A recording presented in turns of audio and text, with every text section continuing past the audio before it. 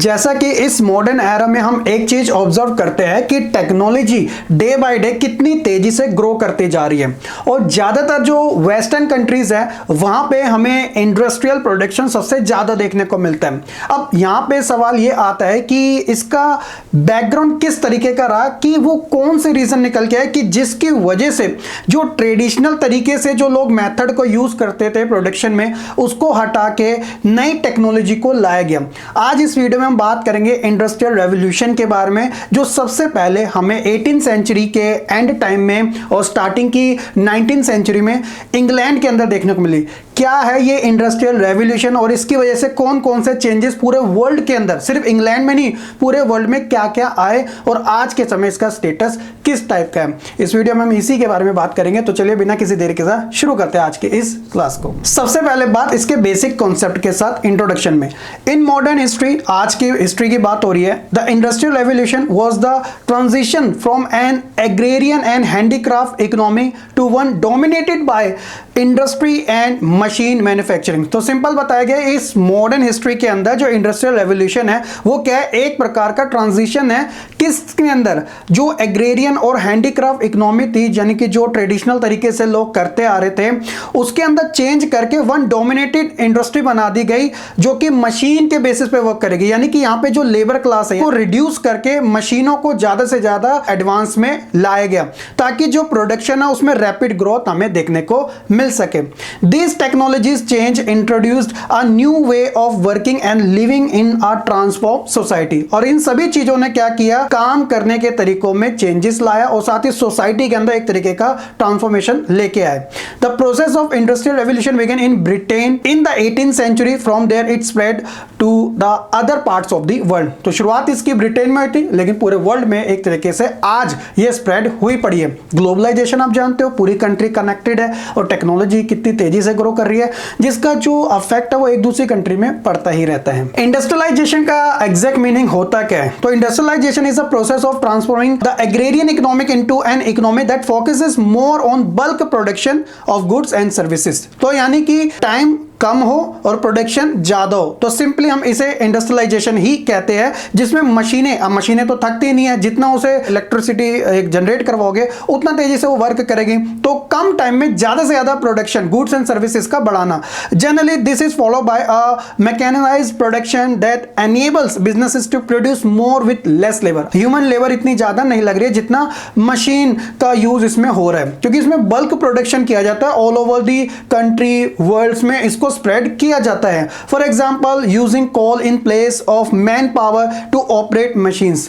तो man power की जगह कोल का यूज कर लेना ताकि मशीनें और ज्यादा अच्छे से काम कर सके, ये इसका बेस्ट एग्जांपल लिया जा सकता है। The main characteristics of industrial revolution were social, technological and economic. वो कैसे, देखिए the technology change during the industrial revolution including the following, जैसे adoption of a new material primarily iron and steel. तो iron steel बहुत time से चलती आ रही है। इंडिया के अंदर भी जब हम इंडस्ट्रियल रेवोल्यूशन की बात करते हैं आयरन एंड स्टील का नाम स्टार्टिंग से रहा है और टाटा इंडस्ट्री जो आज की इंडिया की बहुत पॉपुलर है और ये टॉप पोजीशन में भी आती है, तो स्टार्टिंग में इन्हीं का ही रोल ज्यादा था।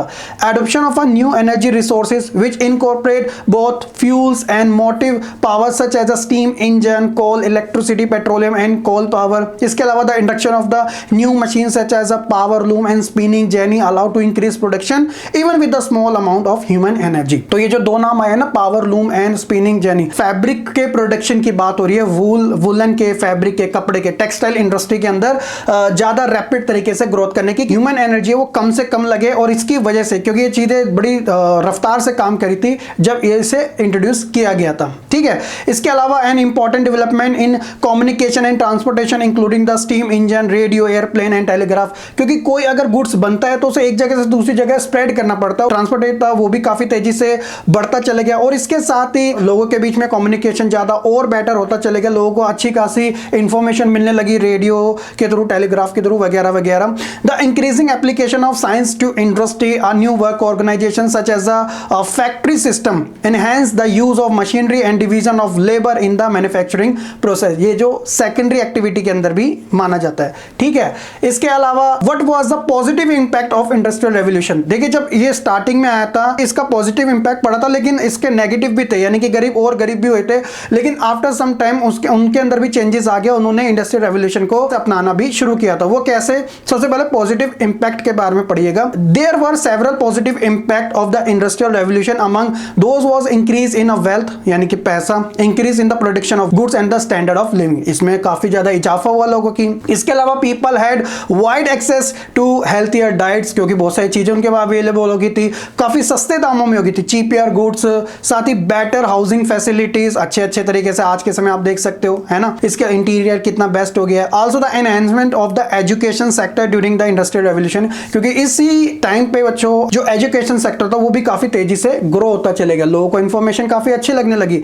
एडवर्ड जेनियर इन्वेंशन इन्होंने क्या किया था, स्मॉल पॉक्स वैक्सीन का, और साथ ही लुइस पैस्ट्योर इन्होंने डिस्कवर किया था बैक्टीरिया, तो जिसकी वजह से हेल्थ केयर फैसिलिटी और ज्यादा इंक्रीज होगी। इसका रिजल्ट ये निकल के आया कि people start living longer life, यानी कि उनकी जो लाइफ एक्सपेक्टेंसी थी वो और ज्यादा ग्रो होगी और ज्यादा बढ़ गई, क्योंकि हमने डायग्नोस कर लिया प्रॉब्लम को, ताकि उसकी हम रेमेडीज देके उसका अच्छे से इलाज कर सके।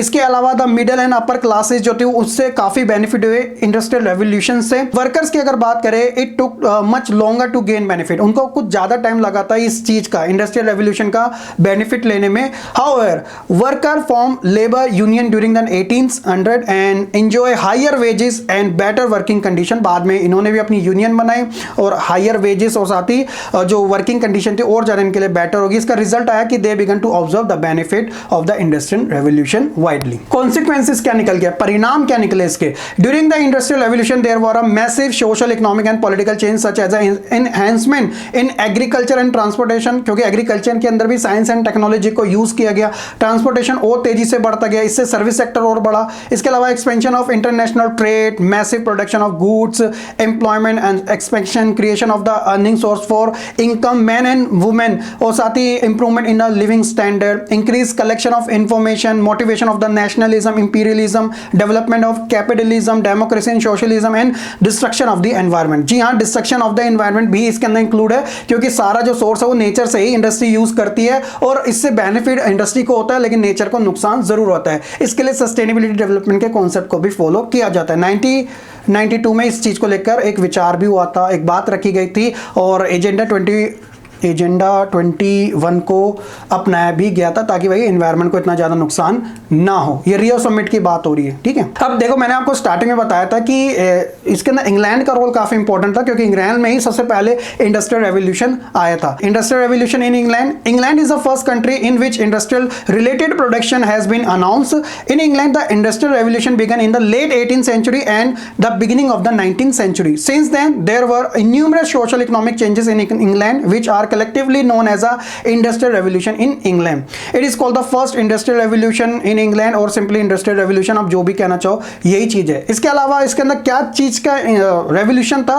The industrial revolution in England was the procedure of the transformation for human and animal labor. तो जो मनुष्य से और जानवर से जो काम कराया जाता था, उसकी जगह technology into machinery, new chemical manufacturing, iron production process and improve efficiency of the water power and development of the machine tool and the increase use of steam power, ये सारी चीजों को इंप्लीमेंट वहां पे किया गया, यानी कि इनका यूज ज्यादा से ज्यादा वहां पे होने लगा। द आयरन और टेक्सटाइल इंडस्ट्री की बात करें तो ये इन्होंने एक सिग्निफिकेंट रोल प्ले किया था इंडस्ट्रियल रेवोल्यूशन के अंदर। तो ये इंपॉर्टेंट है आपको जानना कि कितना जरूरी था 18th-19th सेंचुरी में इंग्लैंड के लिए इस रेवोल्यूशन को लाना। और आज के समय अगर आप ऑब्जर्व करके देखोगे तो इंडिया के अंदर भी सेकेंडरी टर्शियरी सेक्टर तेजी से ग्रो करते जा रहे हैं। हर जगह प्राइवेट सेक्टर का ही बोलबाला है, हर जगह इंडस्ट्री का बोलबाला है। हमें बल्क में प्रोडक्ट मिल जाते हैं, सिर्फ अपनी कंट्री के नहीं, बाहर की कंट्री के भी, क्योंकि हम ग्लोबलाइजेशन का पार्ट बन चुके हैं। और मशीनीकरण जो है इतनी तेजी से ग्रो होता जा रहा है कि हर कोई अब इसको फेवर कर रहा है और इसको फुल सपोर्ट भी मिल रहा है, क्योंकि ये लोगों की लाइफ और ज्यादा इजी करता जा रहा है,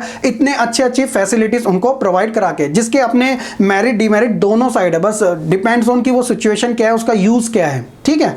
इसके अलावा कुछ फैक्ट्स है, जैसे इंडस्ट्रियल रेवोल्यूशन कब कब आया। जैसे फर्स्ट इंडस्ट्रियल रेवोल्यूशन, उसके अंदर कोल का जो यूज था सबसे ज्यादा था, सेकंड वाली में गैस का, थर्ड वाली में इलेक्ट्रिकल एंड न्यूक्लियर का, और फोर्थ वाली में जैसे आज जो है हम इंटरनेट और रिन्यूएबल एनर्जी जैसे विंड एनर्जी, सोलर एनर्जी, इनका यूज ज्यादा कर रहे हैं, क्योंकि ये रिन्यूएबल है, इनका कंजप्शन होने के बाद इनको दोबारा से रिप्रोड्यूस किया जा सकता है प्रोसेस के थ्रू, ठीक है। तो ये कुछ फैक्ट्स है और ये था सारा का सारा कॉन्सेप्ट इंग्लैंड के अंदर इंडस्ट्रियल रेवोल्यूशन। तो और ये पूरे ऑल ओवर द वर्ल्ड कैसे कैसे स्प्रेड हुआ। होप सो कि आपको इसके बारे में काफी अच्छे से पता चल चुका होगा। वीडियो पसंद आई लाइक कमेंट शेयर करने के साथ चैनल को सब्सक्राइब करना बिल्कुल ना भूलिएगा।